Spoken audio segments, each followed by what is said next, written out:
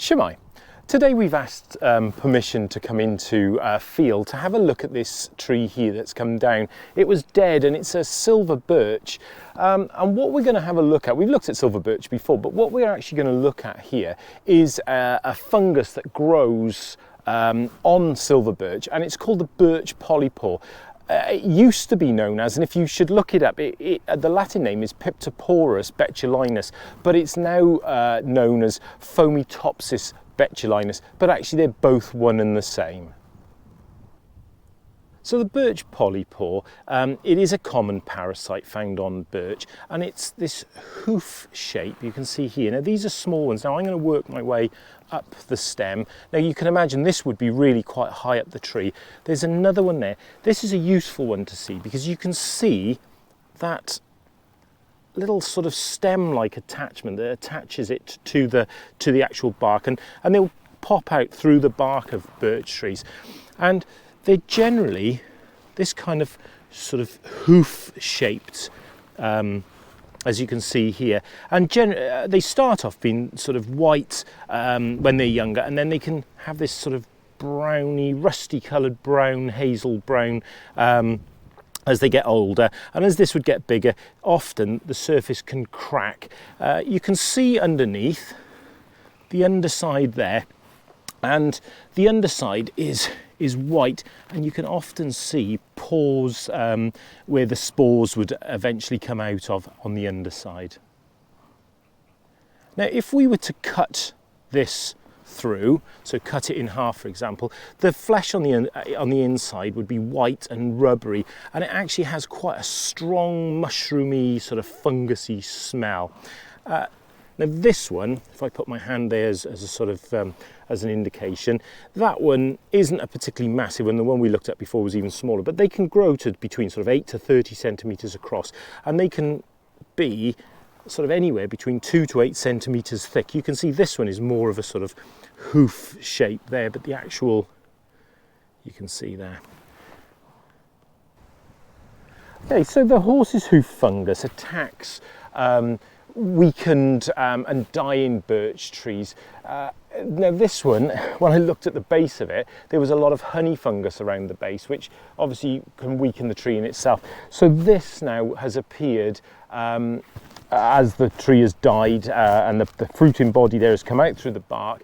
And what this does, this will initiate a brown rot that runs through the tree, and eventually, as you can see, the tree has died and fallen down.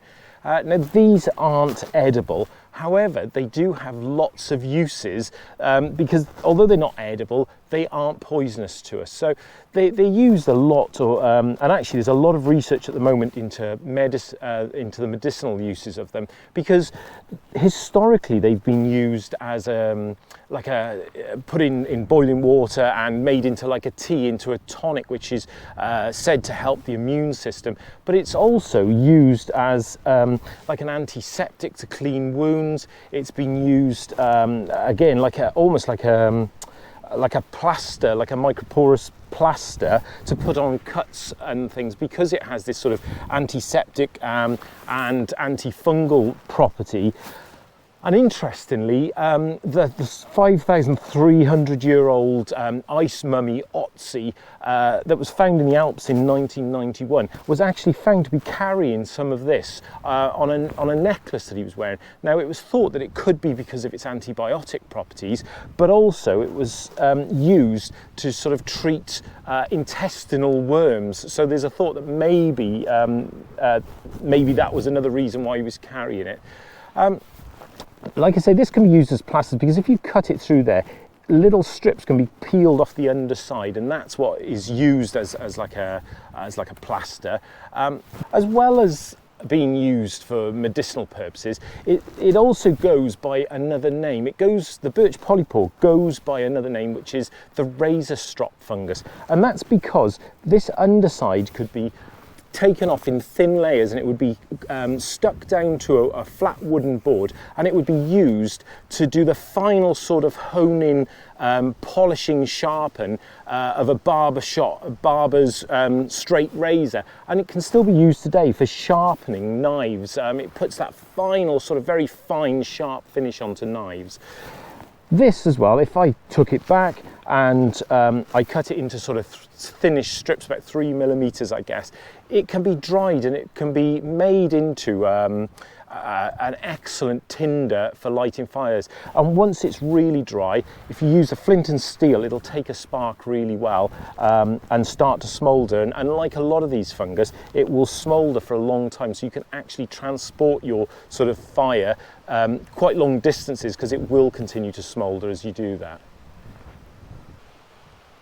So there we go, the Birch Polypore.